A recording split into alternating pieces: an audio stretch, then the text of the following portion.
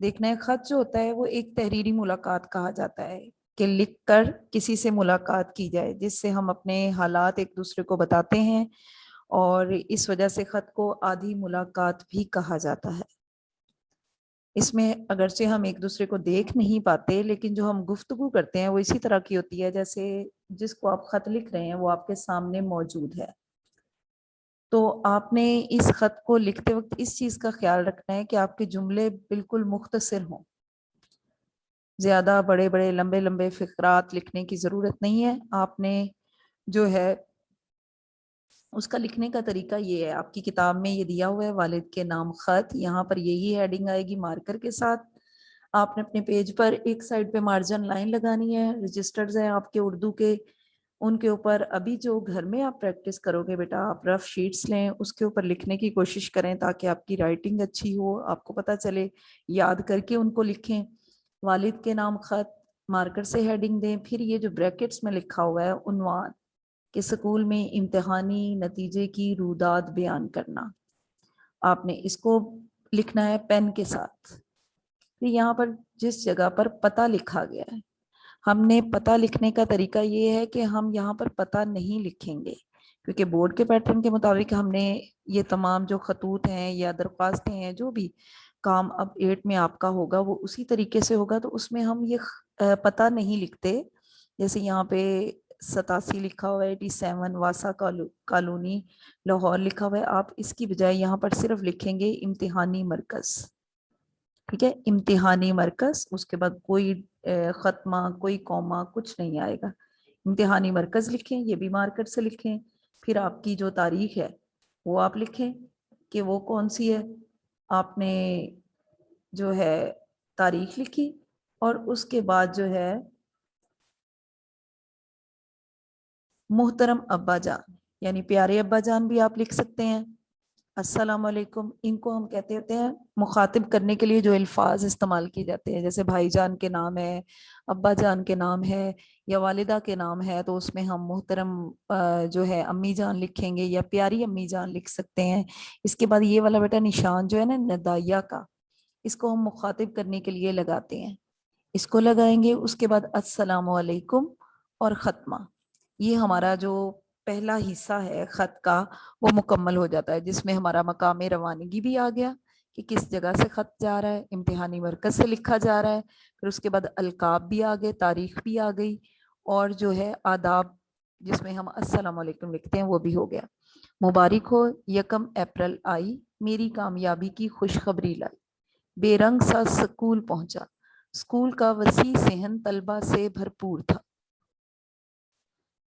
اساتذہ کرام طلبہ سے بھرپور تھا یعنی بھرا ہوا تھا، وسیع یعنی کھلا کشادہ، بے رنگ سا سکول پہنچا یعنی اداس،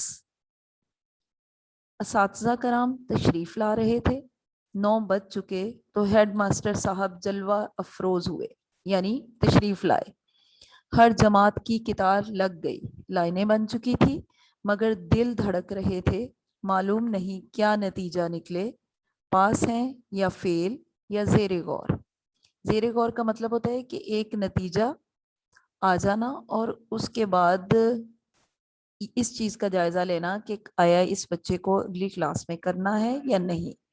خدا خدا کر کے نتیجے کی فہرستیں اساتذہ کو ملی، فہرستیں یعنی لسٹیں جو ہوتی ہیں جس میں تمام طلبہ کے نام لکھے ہوتے ہیں اور ان کا رزلٹ لکھا جاتا ہے، وہ خرامہ خرامہ، خرامہ خرامہ کا مطلب ہے آہستہ آہستہ، اپنی اپنی جماعت میں گئے، نتیجہ سنایا، پاس ہونے والے طلبہ کی خوشی کی انتہا نہ تھی، وہ ناچتے تھے، گاتے تھے، تکبیر کے نعرے لگاتے تھے، کبھی اسکول زندہ باد کا نعرہ لگتا، کبھی ہیڈ ماسٹر صاحب زندہ باد کا نعرہ بلند ہوتا، کوئی آدھ گھنٹہ یہی کھیل ہوتا رہا، آخر سب لڑکے سکول سے نکل گئے۔ اب بیٹا آپ اس خط کو دیکھ رہے ہیں، اس میں جتنے بھی جملے ہیں وہ چھوٹے چھوٹے بنائے گئے ہیں، تو آپ نے اس چیز کا خیال رکھنا ہے کہ آپ اپنی بھی ورڈنگ کر رہے ہیں، اپنے الفاظ میں بھی لکھ رہے ہیں، تو آپ کے جملے زیادہ جو ہیں لمبے فقرات پر مشتمل نہیں ہونا چاہیے، خط چھوٹے چھوٹے جملوں میں آپ اس کو لکھیں۔ صرف 9ویں جماعت بیٹھی تھی، یعنی 9th کلاس جو تھی وہی موجود تھی،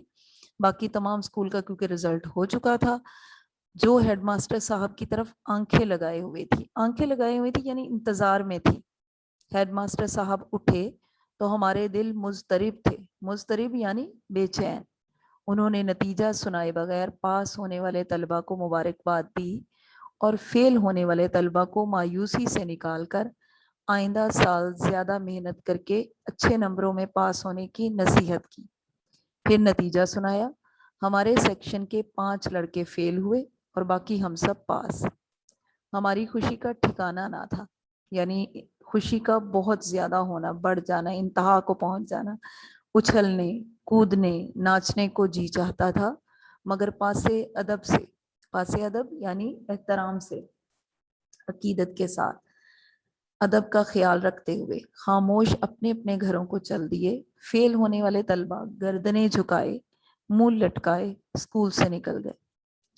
اب آپ نے یہ بیٹا ایک پیراگراف بن گیا، آپ اس میں سے 2 پیراگراف بنا دیں. ٹھیک ہے، جیسے اب ہے کہ صرف آنکھیں لگائے ہوئے تھی، ٹھیک ہے نا، اور مضطرب تھے، یہاں تک مبارکباد دی اور فیل ہونے والے طلبہ کو مایوسی سے نکال کر آئندہ سال محنت کرنے کی تلقین کی، پھر نتیجہ سنایا. ٹھیک ہے، یہاں تک ایک پیراگراف بنا لے، پھر ایک اور بنا لے، اور لاسٹ والا جو پیراگراف ہوتا ہے وہ ہمیشہ چھوٹا ہوتا ہے، جس میں ہم خدا حافظ کہتے ہیں یا اپنے خط کے اختتامیہ کی طرف جا رہے ہوتے ہیں. پیارے ابا جان، یہ سب آپ کی اور امی جان کی دعاؤں کا نتیجہ ہے.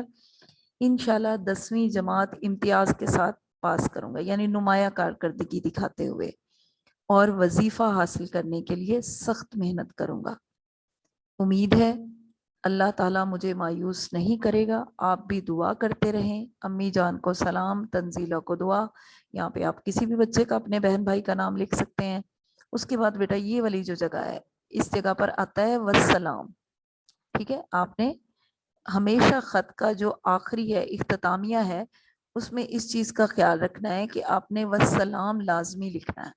ٹھیک ہے، آپ کے جو بھی یہاں پہ اختتامیہ ہوتا ہے، کسی چیز پر بھی ختم ہو رہا ہے، تو آپ نے لاسٹ میں، آخر میں یہاں پر والسلام لکھنے کے بعد آپ کا بیٹا یہاں پہ حمزہ چھوٹی یہ بڑی یہ اپنا نام لکھنے کی ضرورت نہیں ہے. جس طرح سے ہم شروع کرتے ہیں تو ہم امتحانی مرکزی لکھتے ہیں، پتہ نہیں لکھتے، تو یہاں پر بھی آپ حمزہ چھوٹی یہ بڑی یہ یا الف بے جیم ان میں سے کوئی بھی لکھ سکتے ہیں. تو اس طرح یہ آپ کا خط ہے، اس کو یاد کریں بیٹا، اپنے الفاظ میں بھی لکھیں، لیکن تھوڑا بہت جو ہے ورڈنگ یہی رکھیں. یہ خط ویسے بھی بہت زیادہ امپورٹنٹ ہے، تو آپ نے اس کو بہت اچھے طریقے سے یاد کرنے کے بعد گھر میں لکھ کر پریکٹس کرنی ہے، تاکہ آپ کی پریزنٹیشن بھی اچھی ہو. یہ آپ کا جو شیٹس ہوتی ہیں ان میں تقریباً 1-1.5 پیج پر لازمی یہ والا خط آئے گا. اچھے طریقے سے پریزنٹیشن کے ساتھ، خوبصورتی کے ساتھ، جو ہے اچھی رائٹنگ میں آپ نے اس کو لکھنا ہے. اب ہمارا دوسرا خط ہے آج کا، جو آج ہم نے پڑھنا ہے، وہ ہے والدہ کے نام. پہلے والد کے نام تھا، اب والدہ کے نام خط ہے. موسم گرما کی تعطیلات کا ذکر کرنا. یہ بھی بیٹا وہی طریقہ ہوگا کہ والدہ کے نام خط جو ہے وہ آپ لکھو گے مارکر کے ساتھ، لیکن جو عنوان ہے موسم گرما کی تعطیلات کا ذکر جو بریکٹ میں لکھو گے وہ پین کے ساتھ ہوگا.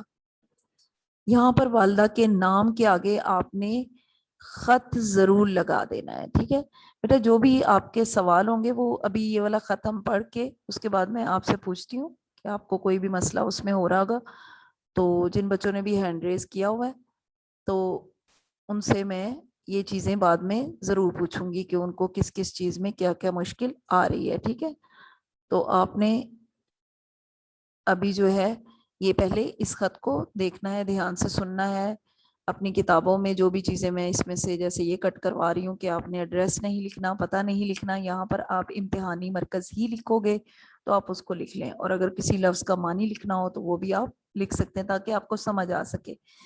اس کے بعد ہے یہاں پر جو تاریخ بھی لکھی ہوئی ہے، لیکن آپ آج کی جیسے تاریخ ہے 1 اپریل ہے، 1 اپریل، ٹھیک ہے، کیونکہ جو ہمارا پہلا ہم نے خط پڑھا ہے تو اس میں ویسے ہی تاریخ 1 اپریل ہی لکھی ہوئی تھی، اور یہاں پر 2021 ہم لکھیں گے.